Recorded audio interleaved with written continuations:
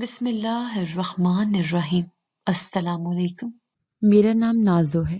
شاید تم نے میرا نام پہلے کبھی نہ سنا ہو، اور اگر سنا بھی ہو تو یہ جاننا تمہارے لیے حیرانی کا باعث ہوگا کہ میری کہانی کوئی عام سی کہانی نہیں ہے۔ یہ کہانی ہے اندھیرے میں آنکھ کھولنے، غربت میں سانس لینے اور بچپن میں بوجھ اٹھانے کی۔ میں تمہیں اپنی کہانی سنا رہی ہوں، وہ کہانی جو میرے بچپن کے کچے آنگن سے شروع ہوتی ہے۔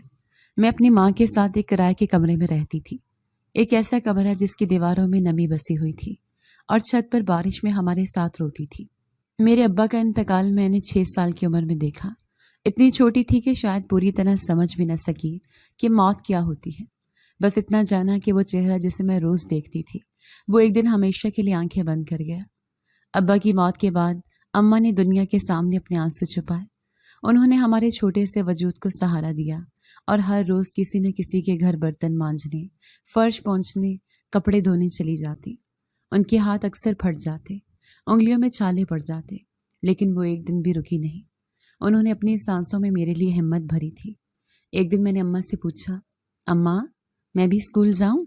انہوں نے میرے بالوں پر ہاتھ پھیرا اور آہستہ سے بولی، بیٹا اسکول کی فیس کہاں سے آئے گی؟ کتابیں، کپڑے، جوتے، سب کچھ ہوتا ہے اسکول کے لیے۔ ہمارے نصیب میں بس اتنا ہی ہے کہ 2 وقت کی روٹی کسی طرح مل جائے۔ مجھے ان کی آنکھوں میں چھپی ہوئی شرمندگی نظر آئی، جیسے وہ خود کو قصوروار سمجھتی ہوں کہ میں تعلیم حاصل نہیں کر سکتی۔ لیکن حقیقت یہ تھی کہ ہمارے نصیب میں کچھ بھی آسان نہیں تھا۔ جہاں وہ کام کرتی تھیں وہاں سے کبھی 3,000 کبھی 4,000 ماہانہ ملتا۔ مہینہ ختم ہونے سے پہلے ہی پیسے ختم ہو جاتے۔ کبھی چاول ادھار پر آتے، کبھی گھی کی جگہ پانی سے کھانا پکایا جاتا۔ جب میں تھوڑی بڑی ہوئی، لگ بھگ 10 سال کی، تو اماں کے ساتھ 1-2 گھروں میں کام پر جانے لگی۔ اماں کہتی تھیں، کم از کم تجھے سیکھنے کو ملے گا۔ میں سیکھنا چاہتی تھی بہت کچھ، پر شاید قسمت کو کچھ اور ہی منظور تھا۔ جہاں بھی گئی 2 دن بعد یہ کہہ کر نکال دیا گیا، یہ بچی کام ڈھنگ سے نہیں کرتی، چیزیں توڑ دیتی ہے، بات نہیں سنتی۔ میں بات سنتی تھی، لیکن میرے ہاتھ چھوٹے تھے، جسم نازک تھا اور وقت میرے خلاف چل رہا تھا۔ ایک گھر کی مالکن نے تو سیدھا کہا، بچی ہے، یہ کام کی لائق نہیں، کسی اور جگہ بھیج دو۔ اماں خاموشی سے سنتی رہیں۔ ان کی نظریں میرے چہرے سے ہٹ کر زمین میں دھنس گئیں۔ مجھے اندازہ ہوا کہ میرے ناکام ہونے سے اماں کا دل کتنا ٹوٹتا ہے۔ میں نے ان کے چہرے پر وہ دکھ دیکھے جو انہوں نے کبھی زبان سے نہیں کہے۔ اکثر ایسا ہوتا کہ رات کو اماں میرے پاس بیٹھ کر کہتی، نازو ہم کبھی امیر نہیں ہوں گے، لیکن ہمیں ایماندار رہنا ہے۔ زندگی جتنی سخت ہو، ہمت نہیں ہارنی۔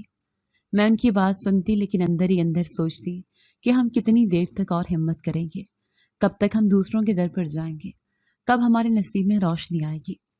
گرمیوں کی ایک رات تھی، بجلی بھی نہیں تھی۔ میں اور اماں مٹی کے فرش پر چارپائی ڈالے لیٹے ہوئے تھے۔ اماں کی سانس بھاری لگ رہی تھی۔ میں نے ان کا ماتھا چھوا تو وہ پسینے میں بھیگا ہوا تھا۔ اماں آپ ٹھیک ہے؟ میں نے پوچھا۔ انہوں نے زبردستی مسکرانے کی کوشش کی۔ بس تھکن ہے، کل بہتر ہو جاؤں گی۔ لیکن وہ کل کبھی بہتر نہیں آیا۔ دن بدن اماں کی حالت خراب ہوتی جا رہی تھی۔ ایک دن میں نے ان کے ہاتھ پکڑ کر کہا، اماں مجھے بھی کام پر لے جائیں، میں سیکھ جاؤں گی، محنت کروں گی۔ انہوں نے میرے ہاتھ زور سے تھام لیے، جیسے میں ان کے ہاتھوں سے نکل جاؤں گی۔ تو میرا سہارا ہے، تجھے کچھ ہو گیا تو میں کیا کروں گی؟ لیکن سہارا تو میں بننا چاہتی تھی۔ اسی لیے اگلے دن اماں کے منع کرنے کے باوجود میں ایک اور گھر گئی، کام مانگا، 2 دن کام کروایا اور تیسرے دن مجھے دروازے سے باہر نکال دیا گیا۔ چھوٹی عمر ہے تمہاری، ابھی تم کھیلنے کے دن ہے، یہ کام کاج نہیں، وہ بولی۔ میں نے دل میں سوچا، ہمارے نصیب میں کھیل کہاں؟ میں کھیلتی نہیں، میں جیتی ہوں، وہ بھی روز اپنی ماں کی سانسوں کی ڈور کے ساتھ۔ اماں کی سانسیں اکثر بے ترتیب ہونے لگی تھی۔ پہلے ہفتے میں 1 دن بخار ہوتا، پھر ہر دوسرے دن۔ پھر ایسا وقت بھی آیا کہ وہ چولہا جلاتے جلاتے ایک طرف گر گئیں۔ میں بھاگی ان کے پاس گئی۔ اماں آپ ٹھیک ہو؟ انہوں نے ہلکے سے سر ہلایا، جیسے کہنا چاہ رہی ہوں کہ ہاں، لیکن ان کی آنکھوں میں کمزوری صاف دکھائی دے رہی تھی۔ اسی دن سے کچھ بدلنے لگا۔ جو ماں کبھی دن کے 10 گھروں میں کام کرتی تھی، اب ایک آدھے گھر کا کام بھی مکمل نہ کر پاتی۔ ان کا جسم ہر وقت بھاری، جیسے کسی نے سارا خون نچوڑ لیا ہو۔ کھانسی بھی مستقل ہو گئی تھی۔ میں نے انہیں ڈاکٹر کے پاس لے جانے کی کوشش کی، لیکن کرایا بھی نہیں تھا۔ अम्मा ने कंबल ओढ़ते हुए कहा, 2 दिन आराम कर लूँगी, फिर सब ठीक हो जाएगा। मगर वो 2 दिन 2 हफ्ते बन गए और हफ्ते महीने में बदलने लगे। घर में चूल्हा भी दिन छोड़कर जलता। मैं दिन में इधर उधर फिरती, कभी किसी के खेतों में सब्जी की तलाश में, कभी किसी दुकान पर बची खुची रोटी मांगने। कुछ दिन तो खैरात की रोटी भी मिल जाती, लेकिन फिर वो भी बंद हो गई। एक दिन पड़ोस की खाला ज़ैनब के घर गई। दरवाज़ा खटखटाया। वो बाहर आई तो मैंने आहिस्ता से कहा, खाला, अम्मा के लिए थोड़ा सा दूध मिल जाता, बड़ी कमज़ोरी हो गई है। उन्होंने मेरी तरफ देखा और कहने लगी, नाजो, हम भी किसी के आश्रय पर हैं, रोज़ रोज़ कुछ देना हमारे बस में नहीं। और दरवाज़ा बंद कर दिया। मैं चुपचाप लौट आई, हाथ खाली और दिल बोझल। वो खाला जिन्होंने अम्मा के साथ कई बरसों तक नाश्ता किया, जिन्हें हमने बीमारी में तीमारदारी की, आज ज़रूरत पड़ने पर उन्होंने आंखें फेर ली। अम्मा का चेहरा बंदर को ढलकने लगा था।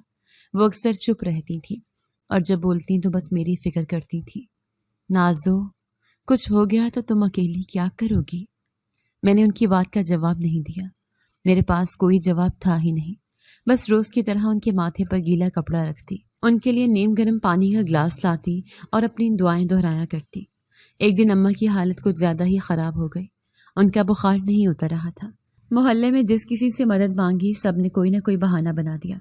एक खातून ने कहा, तुम्हारी माँ का इलाज कराया तो कल दूसरे आ जाएंगे, सबकी खिदमत हमारे बस की बात नहीं।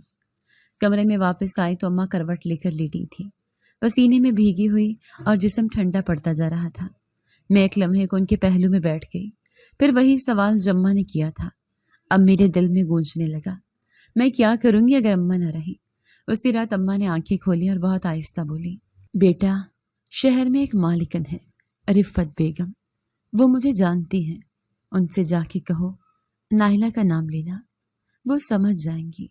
वो अच्छी औरत है, तुम्हें काम दे देंगी। मैंने अम्मा का हाथ पकड़ा। अम्मा, मैं आपको इस हालत में छोड़कर कहीं नहीं जाऊंगी। वो मुस्कुराई, बड़ी हल्की सी मुस्कुराहट, जैसे बरसों की थकन में भी वो मुझे हौसला देना चाहती हो। अगर मैं न रही तो तुम्हारा वहाँ जाना ज़रूरी है। ये वो बात थी जो मैं सुनना नहीं चाहती थी, लेकिन मेरे दिल में एक फ़ैसला हो चुका था। अगले दिन सुबह मैं निकली कि शायद कुछ दवा या कुछ खाने को मिल जाए, मगर कुछ न मिला। जब वापस आई, अम्मा बेहोश थी। मैंने मोहल्ले के 2 लड़कों से कहा, अम्मा को अस्पताल ले जाना है, कुछ मदद कर दो। उनमें से एक ने कहा, कितने पैसे दोगी? हम मुफ्त में उठाने वाले नहीं। उस दिन मैंने खुद को बहुत छोटा महसूस किया, जैसे मेरी हैसियत एक गंदी चप्पल से भी कम हो।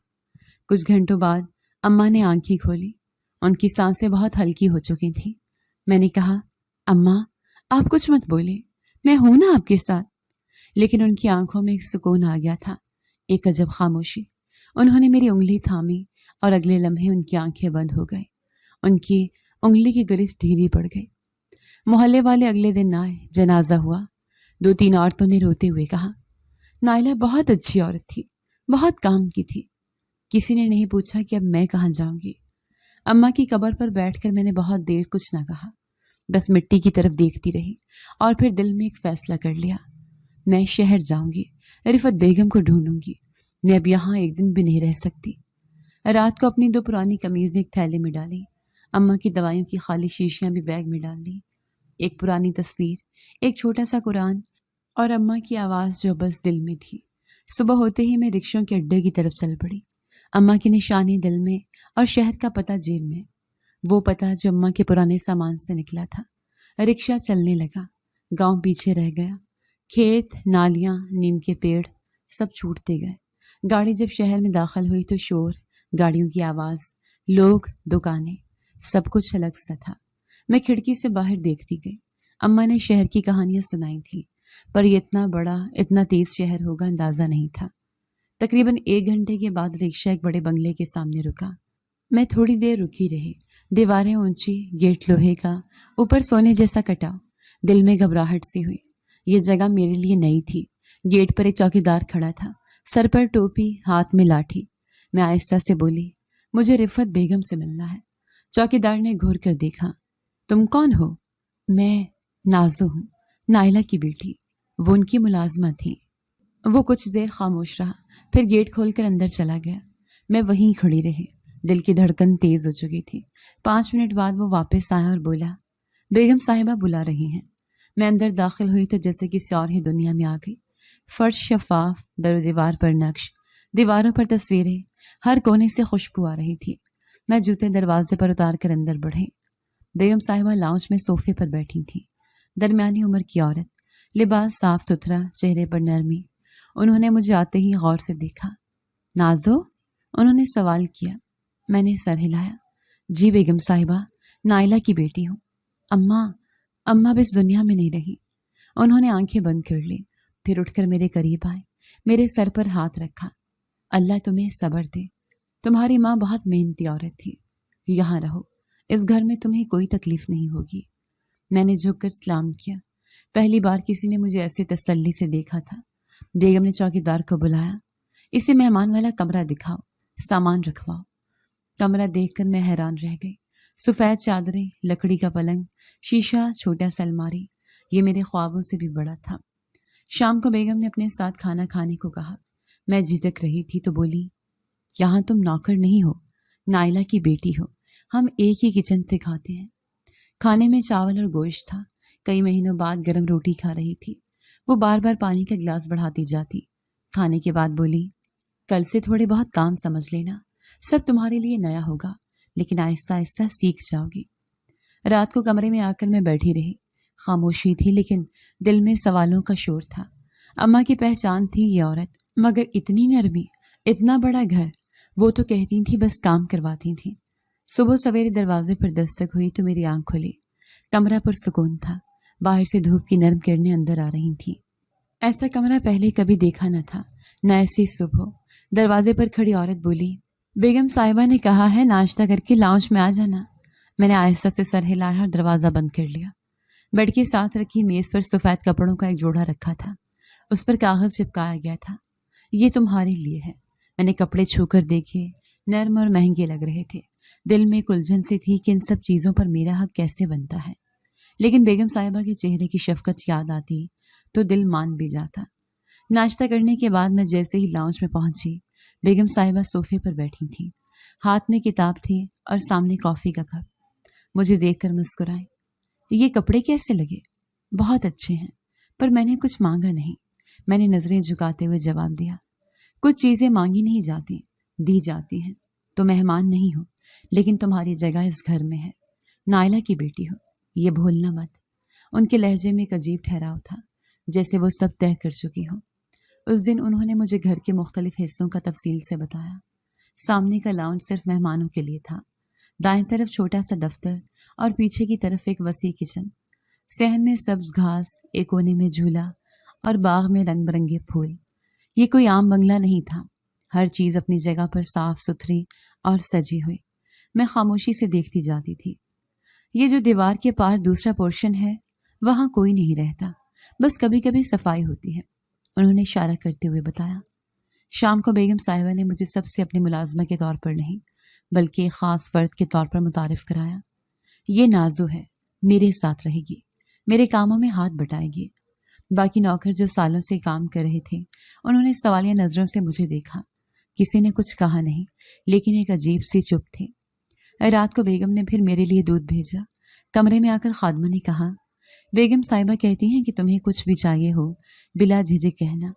میں نے کپ تھاما اور آہستہ سے کہا، شکریہ کہنا ان سے۔ چند دنوں میں نے گھر کے معاملات سمجھنا شروع کر دیے۔ صبح ناشتے کے بعد بیگم صاحبہ کچھ دیر لائبریری میں بیٹھتی، پھر باغ میں، دوپہر کو کیلولا، شام کو کسی مہمان کا انتظار، اور رات کو مکمل خاموشی۔ کوئی ہنگامہ نہیں، کوئی شور نہیں، ایک نظم تھی ان کی زندگی میں، اور میں حیران تھی کہ اتنی بڑی جگہ پر وہ اکیلی کیسے رہتی ہیں۔ ایک دن انہوں نے مجھے بازار لے جانے کا کہا۔ گاڑی میں بیٹھی تو میں نے راستہ دیکھا، شہر کے مہنگے علاقے کی سڑکیں، شیشے کی دکانیں، لوگ خوشحال لباسوں میں۔ مجھے لگا میں کسی اور دنیا میں آ گئی ہوں۔ بیگم صاحبہ نے کپڑوں کی دکان کے سامنے گاڑی رکوائی۔ نازو، تمہارے لیے کچھ لینا ہے؟ میں نے جھٹ سے کہا۔ میرے پاس سب کچھ ہے بیگم صاحبہ، آپ کو زحمت نہیں دینی چاہیے۔ زحمت؟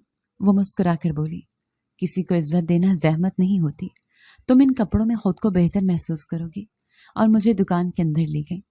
انہوں نے میرے لیے 2 سوٹ چنے، ایک ہلکے نیلے رنگ کا، دوسرا سنہری کام والا۔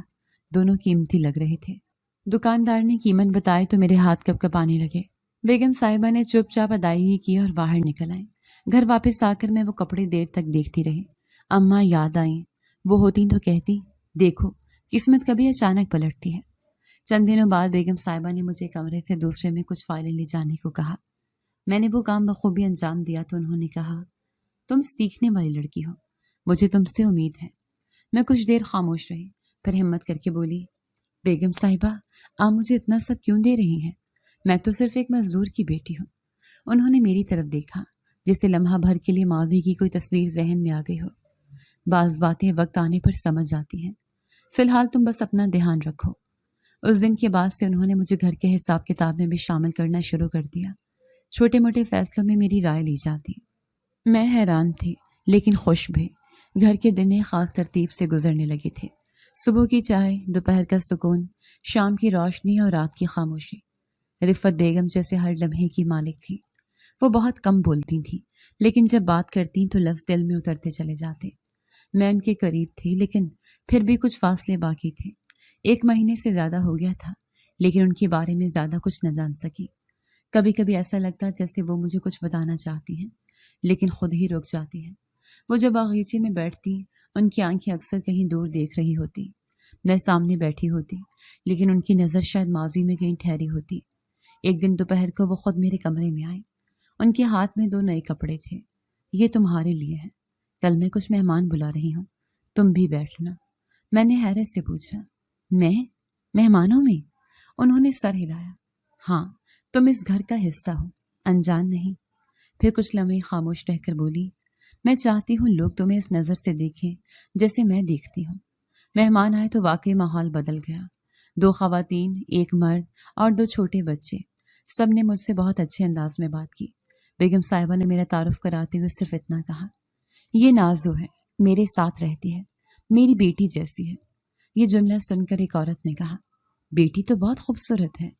बेगम साहिबा ने मुस्कुराकर मेरी तरफ देखा, जैसे कोई माँ अपनी बेटी पर फख्र करती हो। उन लम्हों में मैं ये भूल गई थी कि कभी मैं एक छोटे से गांव में पथरीली ज़मीन पर अम्मा के साथ बैठकर रोटी खाती थी। लेकिन कुछ सवाल ऐसे होते हैं जो हर खुशी के लम्हे में जहन के कोने से झांकने लगते हैं। उनके चेहरे की उदासी, उनकी आंखों की नमी, उनके कमरे की तन्हाई। इतना बड़ा बंगला, इतना बड़ा दिल, लेकिन कोई और नहीं। एक दिन मैंने हिम्मत करके पूछ ही लिया। वो सोफे पर बैठी हुई थी, अखबार उनकी गोद में था और मैं सामने बैठकर उनके कपड़ों में बटन टाँक रही थी। मैंने नज़रें नीचे रखते हुए कहा, बेगम साहिबा आपके घर में कोई और नहीं रहता? वो थोड़ा ठटकी, अखबार एक तरफ रख दिया, फिर धीरे से बोली, मेरे 2 बच्चे हैं। मैंने चौंक कर उनकी तरफ देखा, लेकिन वो नज़रें बचा चुकी थी। फिर वो यहाँ क्यों नहीं? मैंने न चाहते हुए भी सवाल कर दिया। बेगम साहिबा ने थोड़ा सांस खींचा, जैसे कोई बोझ सीने से हटाने की कोशिश कर रही हो। वो अपने बाप के साथ रहते हैं। मैंने उनके वालिद से तलाक ली थी। कमरे में खामोशी छा गई। मेरे हाथ रुक गए। मैंने कोई और सवाल नहीं किया। वो अपने लफ्ज़ों को एक हद से आगे नहीं ले गई। थोड़ी देर बाद वो खुद ही बोली, जिंदगी में कुछ फैसले ऐसे होते हैं जिनका अंजाम हम खुद नहीं चुनते। बच्चों को बाप के पास छोड़ना आसान नहीं था, लेकिन शायद ज़रूरी था। मैंने उनके चेहरे को गौर से देखा। उनकी आंखें अखबार के कोने में अटकी हुई थीं, जैसे वहाँ कोई जवाब छुपा हो। अगले दिन सुबह वो बहुत पुरसुकून लग रही थी। नाश्ता भी मेरे साथ किया। उन्होंने पूछा, अगर तुम्हें पढ़ने का मौका मिले तो पढ़ोगी? मैंने फ़ौरन कहा, जी हाँ, बहुत दिल है मेरा। अम्मा के पास गुंजाइश नहीं थी, लेकिन अब तो कल से तुम्हारी तालीम का आगाज़ होगा। मैं एक टीचर बुलवा लूँगी। वो बोली तो मैं हैरान रह गई। लेकिन आपने मेरी बात का यकीन कैसे किया? मैंने पूछा। तुम्हारी आंखों में जो ख्वाब हैं वो झूठे नहीं हो सकते। उनका लहजा साफ, नर्म और यकीन से भरा हुआ था। रिफ़त बेगम का रवैया मेरे लिए किसी मौजज़े से कम नहीं था। वो मेरे हर काम को सराहती, हर खामी को नरमी से समझाती। उनका ये सलूक मेरे लिए अजनबी था, लेकिन अब आहिस्ता आहिस्ता ये सब मेरा मामूल बनने लगा था। मैं अक्सर सोचती, एक ऐसी औरत जो खुद तन्हा है, वो दूसरों के लिए इतनी नर्म कैसे हो सकती है। मैंने कई औरतें देखी थी जो तलाक के बाद दुनिया से कट जाती हैं या सख्त हो जाती हैं, लेकिन रिफ़त बेगम में अजीब सी नरमी थी। शायद ये उनके अंदर के खालीपन को छुपाने का तरीका था। हर नया दिन मेरे लिए पहले से मुख्तलिफ होता जा रहा था। रिफ़त बेगम के साथ रहते हुए जो तब्दीलियाँ आई थीं, وہ صرف باہر کے کپڑوں یا کمرے تک محدود نہیں تھیں، دل کے اندر بھی کچھ بدلنے لگا تھا۔ ایک تسلی، ایک سکون، جیسے برسوں کی بھاگ دوڑ کے بعد اب میرے قدم کسی نرم زمین پر آ ٹھہرے ہوں۔ رفت بیگم کا انداز روزمرہ کے معمولات میں بھی کچھ ایسا تھا کہ وہ بے اختیار ماں کی یاد دلا دیتی تھی۔ فرق صرف اتنا تھا کہ اماں نے تنگی میں بالا اور یہ خاتون آسائش میں میری پرورش کرنے لگی تھی۔ ایک دن دوپہر کو میں کتاب لے کر صحن میں بیٹھی تھی۔ وہ لان کے کرسی پر تھیں اور ہاتھ میں کچھ سلائی کا سامان۔ میں نے انہیں دیکھا اور پوچھا، بیگم صاحبہ، آپ خود اپنے کپڑوں پر کام کرتی ہیں؟ انہوں نے مسکرا کر جواب دیا، کبھی کبھی دل کرتا ہے ہاتھ چلانے کا، خالی بیٹھ کر کیا سوچوں۔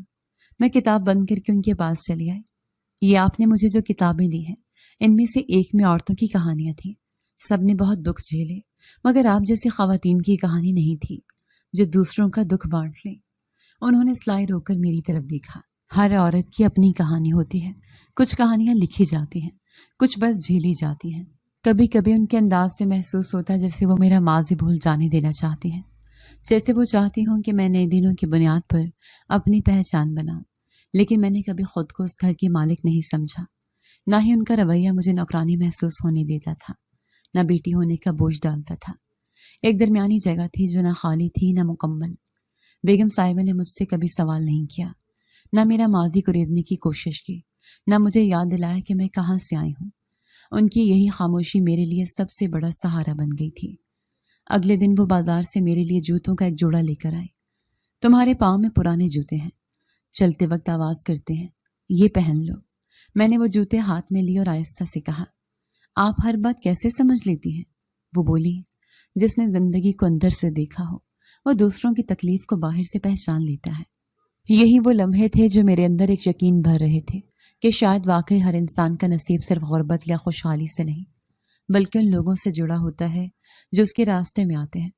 رفت بیگم میری زندگی میں ایک ایسا کردار بن چکی تھی جن کی موجودگی کسی خواب جیسی تھی، لیکن قدم قدم پر حقیقت کو چھو رہی تھی۔ گھر اب میرے لیے اجنبی نہیں رہا تھا، لیکن کچھ گوشے اب بھی ایسے تھے جہاں خاموشی کسی اندیکھے راز کی طرح چھپی ہوتی۔ رفت بیگم کا معمول بددستور ترتیب سے چل رہا تھا، مگر پچھلے چند دنوں سے ان کی آنکھوں میں ایک الگ سی تھکن نظر آنے لگی تھی۔ صبح وہ باغ میں کم نکلتی تھی، شام کو چائے اکثر اکیلے پیتی تھی اور رات کا وقت زیادہ تر اپنے کمرے میں گزارتی تھی۔ ایک رات کمرے میں نیند نہیں آ رہی تھی، پنکھے کی آواز میں بھی سکون نہیں تھا۔ پیاس لگی تو میں پانی لینے کچن کی طرف گئی۔ راستے میں بیگم صاحبہ کے کمرے سے ہلکی ہلکی آوازیں سنائی دی۔ دروازہ مکمل بند نہیں تھا۔ میں بے آواز قدموں سے قریب ہوئی۔ اندر سے کسی کے رونے کی گھٹی گھٹی آواز آ رہی تھی۔ میں رک گئی، دل دھڑکنے لگا۔ دروازے کی در سے جھانکا تو بیگم صاحبہ جائے نماز پر بیٹھی تھی۔ ان کا دوپٹہ سر پر تھا اور آنکھوں سے آنسو مسلسل بہہ رہے تھے۔ ان کی آواز صاف سنائی دینے لگی، یا اللہ مجھے معاف کر دے، میں نے نازوں پر ظلم کیا ہے، میں نے اس کی ماں سے وہ چھین لیا جو اس کا حق تھا۔ یا رب، میں نے اس بچی کو نوکر بنا کر رکھا جسے ملکہ ہونا چاہیے تھا۔ میرے ہاتھ میں پکڑا ہوا گلاس جیسے زمین میں گر گیا۔ قدم وہیں منجمد ہو گئے۔ میں سمجھی نہیں، دماغ سن ہو گیا تھا۔ بیگم صاحبہ نے میرا نام لیا تھا، انہوں نے خود کو مجرم کہا تھا، لیکن کس بات کا ظلم، کون سا حق؟ میں چپ چاپ پلٹ آئی، کچن سے پانی لیا اور کمرے میں واپس آ کر دروازہ بند کر لیا۔ نیند آنکھوں سے کوسوں دور تھی، دل میں عجیب سا شور اٹھ رہا تھا۔ اب تک رفت بیگم کا رویہ میرے ساتھ ماں جیسا رہا تھا، پھر یہ رات کا رونا، یہ اعتراف، یہ پکار، یہ سب کیا تھا؟ صبح ہوئی تو ان کی آنکھیں سوجی ہوئی تھیں، جیسے پوری رات جاگتی رہی ہوں۔ انہوں نے ہمیشہ کی طرح سلام کیا، میں نے بھی معمول کے مطابق جواب دیا، لیکن اندر سے سب کچھ بدل چکا تھا۔ دن بھر میں ان سے بات تو کرتی رہی، لیکن دل میں سوالوں کا طوفان تھا۔ میں کئی بار ان کے قریب جا کر پوچھنا چاہتی تھی کہ انہوں نے رات کو ایسا کیوں کہا، پر ہمت نہیں ہوئی۔ کچھ سوال اتنے بھاری ہوتے ہیں کہ زبان ساتھ نہیں دیتی۔ کمرے میں آ کر دوبارہ سوچا، کیا ممکن ہے کہ میرا اور اس بنگلے کا کوئی تعلق ہو؟ کیا میرا یہاں ہونا کوئی اتفاق نہیں؟ رفت بیگم نے جو الفاظ رات کو کہے وہ کہیں سچ تو نہیں چھپا رہے؟ دوپہر کو وہ صوفے پر نیم دراز تھی، کتاب پڑھ رہی تھی۔ میں نے ان کے سامنے بیٹھ کر صفائی کے بارے میں پوچھا، جیسے روزمرہ کی بات ہو۔ انہوں نے سر ہلا کر کہا، کچن آج شام کو دھو دینا اور پچھلے پورشن کی صفائی کل کر لینا۔ میں کچھ دیر ان کے انداز کو دیکھتی رہی۔ ایک لمحے کو جی چاہا کہ ان کا ہاتھ پکڑ کر پوچھ لوں، کون سا ظلم کیا آپ نے میرے ساتھ؟ لیکن زبان سے کچھ نہ نکلا۔ رات کو پھر ویسی ہی خاموشی تھی۔ इस बार मैं जानबूझकर देर तक जागी। बेगम साहिबा के कमरे की रोशनी रात गए तक रोशन रही। दरवाज़ा बंद था, लेकिन अंदर की खामोशी में वही दुआ, वही पुकार और वही गड़गड़ाहट की बाज़गश्त मुझे सुनाई दे रही थी जो पिछली रात सुन चुकी थी। मैं फिर से उसी उलझन में जा फंसी। रिफत बेगम तो वो औरत थी जिन्होंने मुझे इज्जत दी, मेरे लिए कपड़े खरीदे, मेरी तालीम का सोचा, माँ जैसा प्यार दिया। फिर ये रातों का रोना, खुद को जालिम कहना, ये सब उनकी खामोश जिंदगी का कौन सा पहलू है जो मैं नहीं जानती। चंद दिन इसी कश्मकश में गुजरे। बेगम साहिबा बदस्तूर वही थी, वही नरमी, वही मेहरबानी, लेकिन मैं बदल गई थी। दिल में अब एक सवाल बार बार जन्म लेता, लेकिन उसका जवाब कहीं नहीं था। एक शाम मैंने उनके लिए चाय बनाई, लेकर लाउंज में आई तो वो कुछ सोच रही थी। मैंने कप मेज पर रखा तो वो चौंक गई। नाजो, कुछ कहना चाहती हो? मैंने उनकी तरफ देखा, आंखों में सवालों का बोझ लिए, लेकिन फिर पलकें झुका ली। नहीं बेगम साहिबा, कुछ नहीं। उन्होंने थोड़े तवक्कुफ के बाद कहा, कभी कभी हम जो कहना चाहते हैं वो सिर्फ वक्त समझता है, जब वक्त आएगा सब खुद ही वाज़ेह हो जाएगा। ये जुमला शायद इत्तफाकन कहा गया था, लेकिन मेरे दिल पर गहरा नक्श छोड़ गया। उस रात मैंने सोचा, रिफत बेगम कोई आम औरत नहीं, उनके अंदर कोई कहानी छुपी है जो उन्होंने कभी जुबान पर नहीं लाई, और मैं शायद उसी कहानी का हिस्सा हूँ जिसका एक वर्क मैंने रात की पुकार में सुन लिया था, मगर बाकी सफ़ात अभी तक बंद थे। पता नहीं वो कब खुलेंगे। चंद दिनों में उनके मामूलात बदलने लगे। सुबह जल्दी उठना कम हो गया, दिन भर कमरे में बंद रहना मामूल बन गया। घर का अमला भी कुछ उलझन में था, लेकिन किसी में इतनी हिम्मत नहीं थी कि उनसे पूछे कि वो सब खैरियत है या नहीं। एक शाम उन्होंने मुझे पास बुलाकर कहा, नाजो, कल घर में कुछ काम नहीं करवाना, बस सब सुकून से रहें। मैंने पूछा, आपकी तबीयत तो ठीक है? वो खामोश हो गई। कुछ लम्हे बाद आहिस्ता से बोली, बस दिल चाह रहा है कल कुछ भी ना हो, बस खामोशी हो। उनकी ये बात मामूली नहीं थी। मैं उनका लहजा पहचानने लगी थी। वो कुछ छुपा रही थी या शायद कुछ तय कर चुकी थी, लेकिन फिर भी मैंने मजीद कुछ नहीं पूछा। रात को देर तक उनके कमरे की रोशनी जलती रही। मैं कई बार जाग कर देखती रही। अंदर से कभी आहट आती, कभी मुकम्मल खामोशी छा जाती। फिर एक वक्त ऐसा आया जब रोशनी बुझ गई, जैसे किसी ने दिल का बोझ भी समेट लिया हो। सुबह दरवाज़ा खटखटाने पर कोई जवाब नहीं आया। मैंने 2 बार दस्तक दी, फिर चौकीदार को आवाज़ दी। हम दोनों ने दरवाज़ा खोला। बेगम साहिबा अपने बिस्तर पर लेटी थी। चादर उनके जिस्म पर तरतीब से थी और चेहरे पर मुकम्मल सुकून, आंखें बंद, होंठों पर हल्की सी मुस्कुराहट। चौकीदार ने हाथ लगाकर देखा, फिर पीछे हट गया। नाजू बीबी। बेगम साहिबा नहीं रही। मेरा दम घुटने लगा। मैं उनके कदमों में बैठ गई। बेगम साहिबा, उठें, चाय तैयार है, आपको देर हो रही है। मेरी आवाज़ खुद मुझे अनजान लग रही थी, लेकिन वो नहीं जागी। खबर पूरे घर में फैल गई। नौकरानियों की सिसकियाँ, मुलाजमों की चुप और मेरे दिल का सुन हो जाना, सब जैसे एक ही लम्हे में हो गया हो। शहर में कुछ जाने वालों को इत्तला दी गई। उनका पुराना वकील, कुछ पुराने मुलाजमीन और 2 लोग जिन्हें उन्होंने हमेशा दूर रखा, आज जनाजे में शरीक हो गए। उनके बच्चे। मैंने उन दोनों को पहली बार देखा। चेहरों पर वही नकूश जो बेगम साहिबा के थे, लेकिन आंखों में अजनबियत। लड़की की उम्र लगभग 15 साल थी और लड़की शायद 16 या 17 की। वो दोनों खामोश खड़े रहे, ना किसी से बात, ना कोई सवाल। जनाजा बड़े एहतराम से हुआ। लोगों ने उनकी नेकियों की गवाही दी और मैं सब सुनकर सोचती रही कि वो औरत जो इतनी खामोश थी, इतनी दुआएं करती थी, वो क्यों इतनी तड़पती रही? कौन सा राज था जो उसे आखिरी लम्हे तक बेचैन रखता रहा? रात को कमरे में आकर मैंने उनके बिस्तर की चादर ठीक की, उनका तकिया समेटा और उनकी आखिरी पहनी हुई चप्पल एक कोने में रखी। दराज खोली तो अंदर एक डायरी थी। हाथ थरथराने लगी। अभी खोलने की हिम्मत न थी। मेरी नज़र खिड़की से बाहर लॉन पर पड़ी। वहाँ झूला हिल रहा था, हवा से या शायद किसी अनदेखे एहसास से। रिफत बेगम चली गई, लेकिन उनके जाने के बाद खामोशी एक नई आवाज़ बन गई थी। अब उस घर में सिर्फ मैं थी और वो राज जो अभी तक मुकम्मल नहीं खुला था। बेगम साहिबा की तदफीन के अगले रोज़ बंगले की फ़ज़ा बदली हुई थी। सेहन में कुर्सियाँ लगाई गईं, बरामदे में मेहमानों के लिए चाय का बंदोबस्त किया गया और अंदर ड्राइंग रूम में कुछ चेहरों की आमद मुतवक्के थी जिन्हें उस घर की दहलीज ने बरसों तक नहीं देखा था। मैं लॉन की एक जाने बैठी थी, जहाँ बेगम साहिबा अक्सर शाम की चाय पिया करती थी। उनका वो मखसूस सफ़ेद कप अब भी ट्रे में रखा था, जिसे कल रात से किसी ने नहीं हटाया था। दोपहर होते ही 2 गाड़ियां गेट के बाहर रुकी। एक में वही लड़का और लड़की उतरे जिन्हें मैं कल जनाजे में देख चुकी थी। ان کے ساتھ ایک درمیانی عمر کا آدمی بھی تھا جس کا لباس صاف اور انداز رسمی تھا۔ چوکیدار نے بتایا یہ وکیل صاحب ہیں، بیگم صاحبہ کے پرانے مشیر۔ سب لوگ ڈرائنگ روم میں جمع ہوئے۔ میں دروازے کے قریب موجود صوفے پر بیٹھی رہی۔ میری موجودگی پر کسی نے اعتراض نہیں کیا، شاید اس لیے کہ بیگم صاحبہ کے آخری دنوں میں ان کے قریب ترین انسان تھے۔ وکیل صاحب نے ایک سرمئی لفافہ کھولا اور کاغذات نکال کر میز پر رکھے۔ ان کے الفاظ نپے تلے تھے۔ بیگم رفعت فاطمہ نے اپنی وفات سے کچھ روز قبل ایک قانونی وصیت تحریر کروائی تھی جس کی کاپی میرے پاس موجود ہے اور اصل رجسٹری میں جمع ہے۔ کمرے میں ہلکی سی سرگوشی ہوئی۔ بیگم کے بیٹے نے فوراً کہا ہم جانتے ہیں وہ شاید کوئی رقم خیرات میں دینا چاہتی ہوں گی، لیکن جائیداد تو ہمارا حق ہے۔ وکیل نے نظر اٹھا کر لڑکے کی طرف دیکھا۔ آپ بالکل سنیں گے کہ انہوں نے کیا فیصلہ کیا۔ پھر انہوں نے بلند آواز میں وصیت پڑھنی شروع کی، ہر لفظ واضح، ہر جملہ قطعی۔ میں رفعت فاطمہ بنت سلیم احمد اپنے مکمل ہوش و حواس میں یہ تحریر دیتی ہوں کہ میری ملکیت میں موجود تمام منقولہ اور غیر منقولہ جائیداد۔ وکیل نے ایک لمحے کو رک کر میری طرف دیکھا، پھر دوبارہ پڑھنا شروع کیا۔ میری خواہش کے مطابق نازو بنت نائلہ کے نام منتقل کی جاتے ہیں، جو میرے ساتھ رہائش پذیر رہے، میری خدمت کی اور جس کے ساتھ میری سابقہ زیادتی کا ازالہ ضروری ہے۔ میرے بچے میرے فیصلے سے آگاہ نہیں، مگر یہ میرا مکمل اور آخری فیصلہ ہے۔ کمرے میں جیسے خاموشی کا بوجھ آ گرا۔ بیگم صاحبہ کی بیٹی نے حیرت سے وکیل کی طرف دیکھا۔ کیا مطلب؟ نازو؟ کون نازو؟ وہ ملازمہ؟ وکیل نے رسمی انداز میں کہا۔ جی وہی۔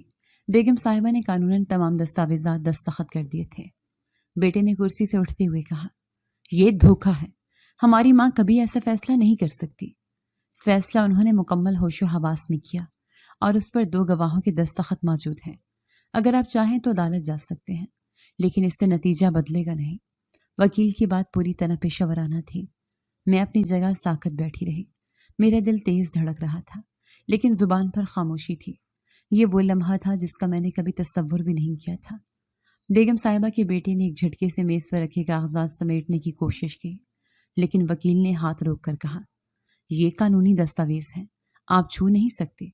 لڑکی نے کہا تو ہماری ماں نے ہمیں کچھ نہیں دیا؟ وکیل نے ایک نظر اس پر ڈالی۔ انہوں نے یہ کہا کہ آپ دونوں کی کفالت آپ کے والد نے سنبھالی تھی اور ان کی جائیداد کی تقسیم الگ ہو چکی تھی۔ ان کے ذاتی اثاثے صرف نازو کے لیے مختص کیے گئے ہیں۔ بیگم صاحبہ کے دونوں بچے چپ ہو گئے۔ ان کی آنکھوں میں صدمہ، غصہ اور بے یقینی تھی۔ وہ کچھ کہے بغیر کمرے سے باہر نکلے۔ میں دروازے کی طرف دیکھتی رہی جہاں وہ لمحہ بھر پہلے کھڑے تھے۔ وکیل نے میرے پاس آ کر ایک لفافہ تھمایا۔ یہ دستاویزات آپ کے نام پر ٹرانسفر کے لیے ہیں، جلدی میں کوئی فیصلہ مت کیجیے گا۔ میں نے لفافہ تھام لیا، لیکن سمجھ نہیں آ رہا تھا کہ یہ سب میرے ساتھ کیوں ہو رہا ہے۔ رفعت بیگم نے کیوں، کیسے؟ شام تک سارا بنگلہ پھر سے سناٹے میں ڈوب گیا۔ وہ شور جو کچھ دیر پہلے کمرے میں تھا اب ماضی کی گونج لگنے لگا تھا۔ کمرے میں آ کر میں نے دروازہ بند کیا۔ بیگم صاحبہ کی تصویر پر نظر پڑی جو میز پر رکھی تھی۔ میں نے آہستہ سے کہا آپ نے تو کہا تھا وقت آئے گا تو سب واضح ہو جائے گا، لیکن اب اور سوال کھڑے ہو گئے ہیں۔ رفعت بیگم چلی گئیں، لیکن ان کا فیصلہ میرے سامنے ایک بھاری راز بن کر کھڑا ہو گیا تھا، اور میں بس خاموشی سے اس راز کے وزن تلے دبتی جا رہی تھی۔ بیگم صاحبہ کی موت اور وصیت کے اعلان کو چند دن گزر چکے تھے، مگر بنگلے کی فضا اب بھی بھاری تھی۔ قانونی کارروائیاں جاری تھیں اور میں، نازو، وہی تھی، مگر اب نام کے ساتھ جائیداد کے وارث کہلائی جا رہی تھی۔ میں نے نہ کسی کاغذ پر دستخط کیے، نہ کچھ قبول کیا، لیکن لوگ اب مجھے نئے ناموں سے پکارنے لگے تھے۔ کبھی چوکیدار مجھے بی بی جی کہہ کر مخاطب کرتا، کبھی ملازمائیں سر جھکا کر سلام کرتی تھیں۔ ان سب کے رویے بدل گئے تھے، مگر میں ویسی ہی تھی، بس ایک گہری خاموشی میرے اندر اترتی جا رہی تھی۔ اسی خاموشی کے دوران ایک عجیب بات شروع ہوئی۔ ایک صبح میرے ہاتھ کی پشت پر ایک ہلکی سی خارش ہوئی۔ پہل میں نے زیادہ دھیان نہیں دیا، سوچا کوئی عام سا دانہ ہوگا، لیکن اگلے ہی دن خارش کی جگہ ایک چھوٹا سا چھالا ابھر آیا، نرم، چمکدار، جیسے پانی سے بھرا ہوا۔ میں نے چپ چاپ دوپٹے سے چھپا لیا، مگر وہ ایک چھالا 2 میں بدلا، 2 سے 5، اور پھر چند دنوں میں میرا دایاں بازو ان چھالوں سے بھر گیا۔ یہ کیا ہو رہا ہے میرے ساتھ؟ آئینے میں خود سے پوچھا، لیکن جواب دینے والا کوئی نہیں تھا۔ میں نے مقامی ڈاکٹر کو دکھایا، اس نے نسخہ لکھ کر دیا، چند دوائیں، چند لوشن، لیکن نہ خارش رکی نہ چھالے کم ہوئے، الٹا وہ گردن اور پیٹھ تک پہنچنے لگے تھے۔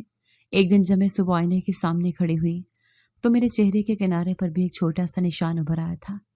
رفت بیگم کے بغیر یہ بنگلہ اب خوفناک لگنے لگا تھا۔ ان کے کمرے کی طرف دیکھتی تو دروازہ خود بخود بند رہتا، جیسے اندر کوئی ابھی بھی سانس لے رہا ہو۔ میں رات کو اکثر ان کی خوشبو محسوس کرتی جو کبھی ان کے دوپٹے سے آتی تھی، اور ان خوشبوؤں کے ساتھ میری بے چینی بھی بڑھنے لگی تھی۔ چھالے روز بروز پھیلتے جا رہے تھے، اور پھر ایک دن ایسا آیا کہ میں چپ نہ رہ سکی۔ باقی سب کام چھوڑ دو، کسی اچھی ڈاکٹر کے پاس لے جاؤ مجھے، میں نے چوکیدار سے کہا۔ ہم شہر کے 3 بڑے اسپتالوں میں گئے، ہر جگہ مختلف ٹیسٹ ہوئے، رپورٹیں بنی، تشخیص ہوئی، مگر نتیجہ کچھ نہیں نکلا۔ ایک ڈاکٹر نے کہا یہ کوئی وائرل الرجی ہے، وقت کے ساتھ ختم ہو جائے گی۔ دوسرے نے کہا یہ شاید ذہنی دباؤ کی علامت ہو، مریض کو سکون کی ضرورت ہے۔ تیسرے نے ہاتھ جوڑ دیے، ایسا کچھ پہلی بار دیکھا ہے، دوائیں دے رہا ہوں، اثر نہ ہو تو ماہر جلد کے پاس جائیے گا۔ میں نے ہر دوا استعمال کی، ہر پرہیز کیا، لیکن میری جلد پر چھالے اب سخت ہونے لگے تھے۔ نہ خارش جاتی تھی، نہ سوجن کم ہوتی تھی۔ گھر کے نوکر بھی اب مجھ سے فاصلے پر رہنے لگے تھے۔ کچن میں برتن الگ رکھے گئے، میرا بستر الگ دھونا شروع ہو گیا، جیسے میں کسی خطرناک بیماری کا شکار ہوں۔ رات کو جب میں بیگم صاحبہ کی پرانی کرسی پر بیٹھتی تو ان کے سائے محسوس ہوتے۔ میں ان کی طرف دیکھ کر کہتی بیگم صاحبہ آپ نے کہا تھا سب کچھ واضح ہو جائے گا، مگر میرے جسم پر یہ نشان، یہ کس چیز کا پیغام ہے؟ چوکیدار نے مجھے کئی دن سے پریشان دیکھا۔ ایک شام وہ آ کر بولا بی بی جی اگر اجازت دیں تو میں کسی مولوی صاحب کو بلاؤں؟ وہ دم درود کرتے ہیں، کبھی کبھی ایسے معاملات میں وہی سمجھا سکتے ہیں۔ میں نے کچھ دیر خاموشی کے بعد کہا بلا لو، کسی نہ کسی کو تو سمجھ آنا چاہیے کہ میرے ساتھ ہو کیا رہا ہے۔ اگلے دن مولوی صاحب آ گئے، عمر تقریباً 60 کے قریب، سادہ لباس، دھیمی آواز۔ انہوں نے مجھ سے پوچھا بی بی یہ بیماری کب سے ہے؟ میں نے تفصیل سے سب کچھ بتایا۔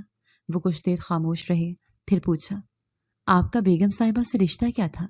میں نے صرف اتنا کہا وہ میرے لیے ماں جیسی تھی، اور ان کے انتقال کے بعد ہی یہ سب شروع ہوا ہے۔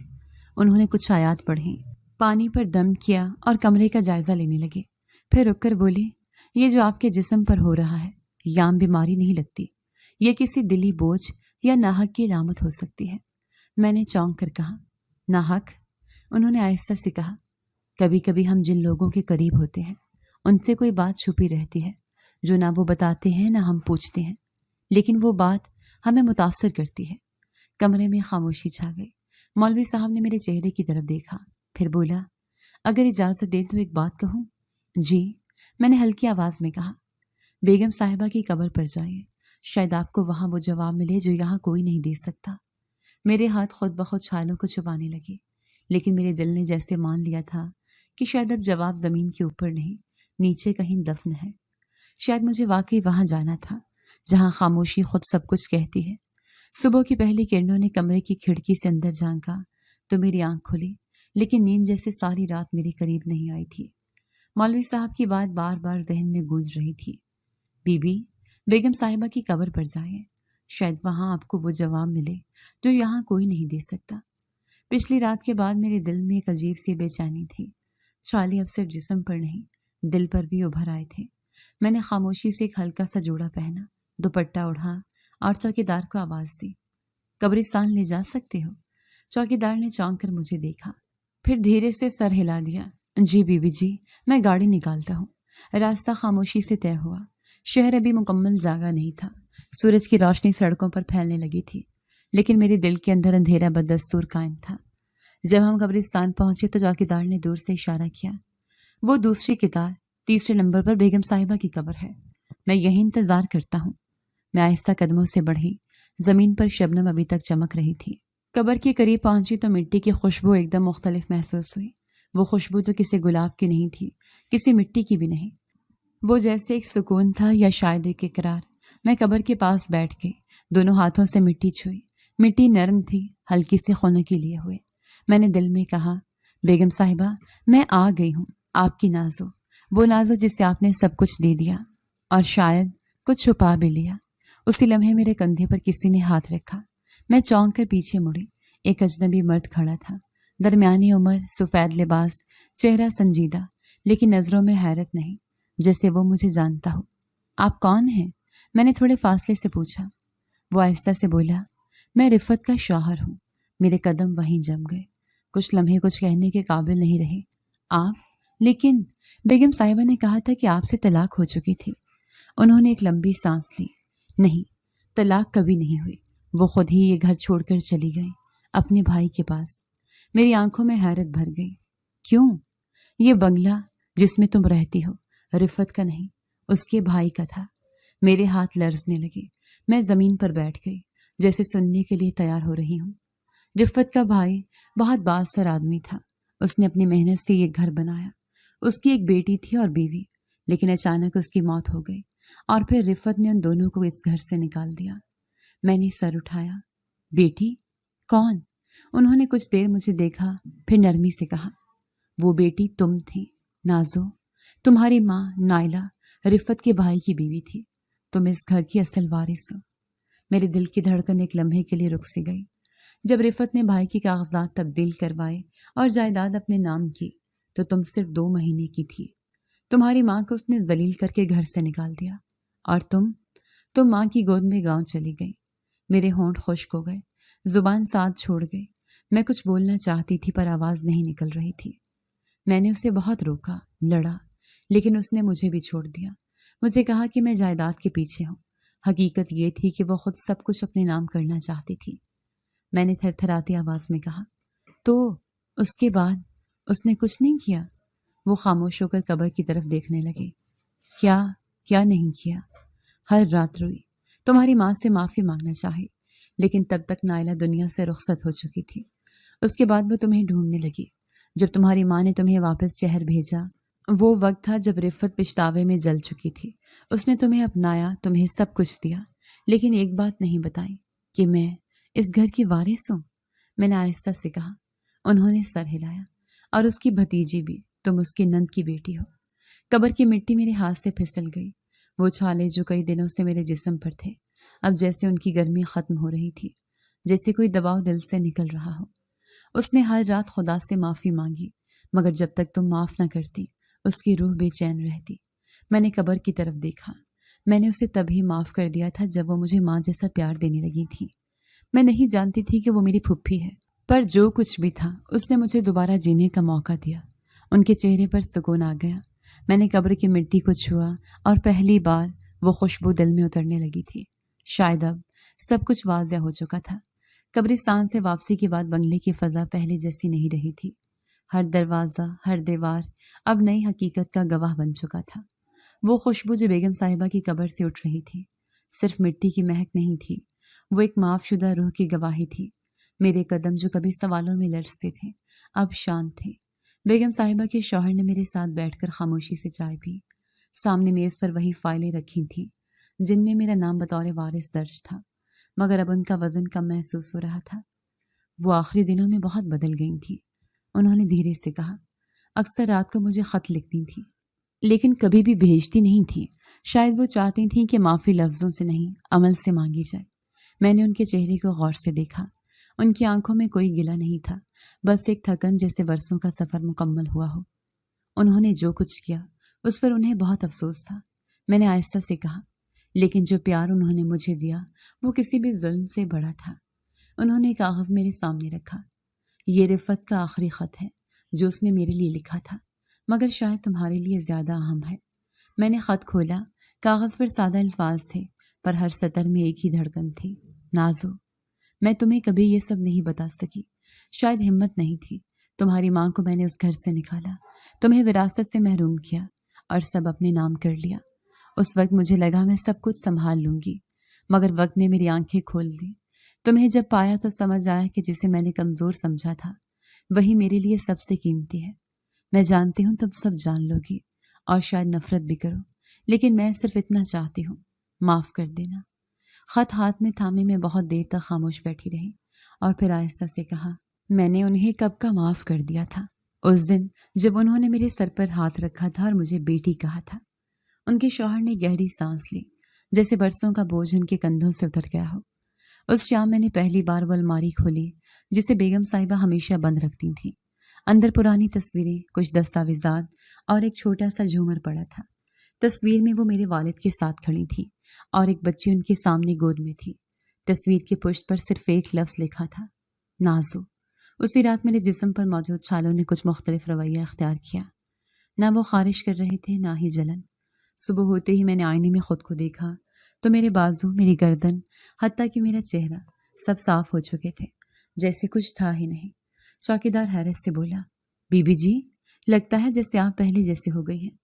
میں نے صرف مسکرا کر کہا، کیونکہ اب میں جان گئی ہوں کہ میں کون ہوں، اور جو سوال تھے وہ سب ختم ہو چکے ہیں۔ کئی ہفتے گزر گئے، بنگلہ میرا گھر بن چکا تھا، لیکن میں نے اسے ویسا ہی رکھا جیسے بیگم صاحبہ چاہتی تھی۔ ان کا کمرہ ویسا ہی سجا رہتا جیسے وہ ابھی آئیں گی۔ میں اکثر وہاں بیٹھ کر وہی کتابیں پڑھتی جنہیں وہ پڑھا کرتی تھیں۔